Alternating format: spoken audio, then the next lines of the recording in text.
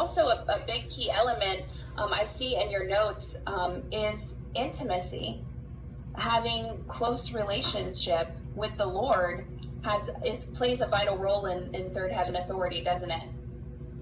Oh, absolutely. In fact, that's one of the things that we were mentioning earlier about the next 18 months. One of the things the Lord told me is he said that you must become not just a warrior.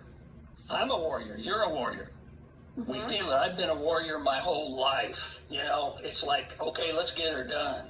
And but to be worshiping warriors. And the worshiping warrior is one who has developed an ability of worship, of intimacy before the Lord. So many people are afraid of intimacy in different ways. Face it. You know, we have to protect our heart. We feel we're raised in an environment, whether it be the family that we're raised in. Now, I had very loving parents. My wife, CK, was raised in a different, very legalistic and abusive environment. So, but still we have all of these different experiences that are unique to us. What about school? What about things that have happened to us before? And so we have this thing where we begin to guard our heart, protect our hearts, and we put up shields. And we don't realize when we get born again that we try to transfer those shields to the Lord. Because it was something that saved us before, but we don't realize that what saved you, the techniques that saved you in the past, can become counterproductive as you advance. And then you have to open yourself up and learn more. And so that intimacy with the Lord, we have to develop that, open things up. It's like we have this kingdom on the inside of us. Yeah, it's a kingdom of heaven on the inside of us, but what I'm talking about is our lives, our hearts. And it's like we get born again and we say, okay, Jesus, come into my heart, save me, sit on the throne, but I'm going to keep half of the kingdom on these other areas away from you.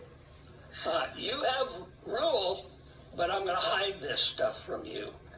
And so it's kind of like the rest of our Christian lives is Jesus spends with us where the presence of the Spirit of God searching out all those dark places, finding all those closed doors and trying to get us to open and develop that intimacy. But we're afraid sometimes, believers are, because they don't want to be hurt.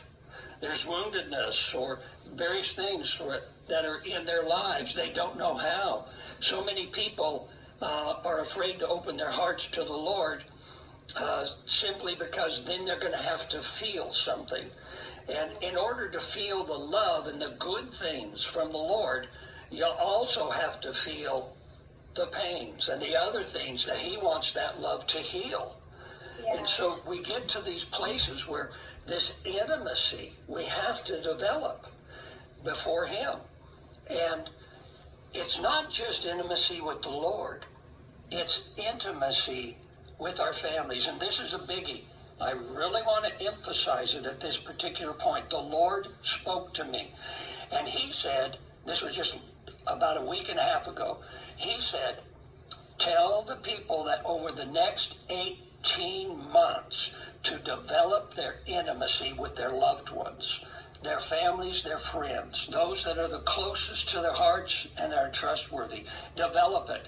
Keep them close, because there are things that we're going to go through where you have to have that connection, because Jezebel has already devised a plan, that ruling political spirit of Jezebel that's in America, far left, antichrist spirit, coming against the church, coming against the nation. He said, she's already designed by various forms of pressures in the land to divide families. And when it divides a family, it's not only a failure, a battle lost that causes pain, sometimes division or strife or other things. He said, what it will do is it will weaken those that are involved. They need to stay strong. They need to stay close, love your family, protect that intimacy. And if you're not used to it, then get used to it.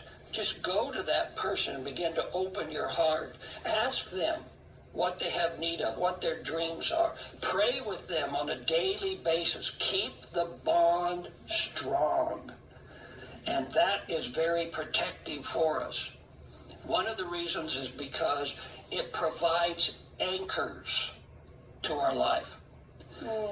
Anchors, those are connecting points. We have physical anchors, we have heart anchors, we have spiritual anchors. The things that all of a sudden that anchor, it keeps us connected with who we are. And instead of just floating around and never knowing, it keeps us connecting with a support system. In the natural realm, we have things like birthdays and anniversaries. Those are important. It's important to remember and to celebrate because they're anchors to our life.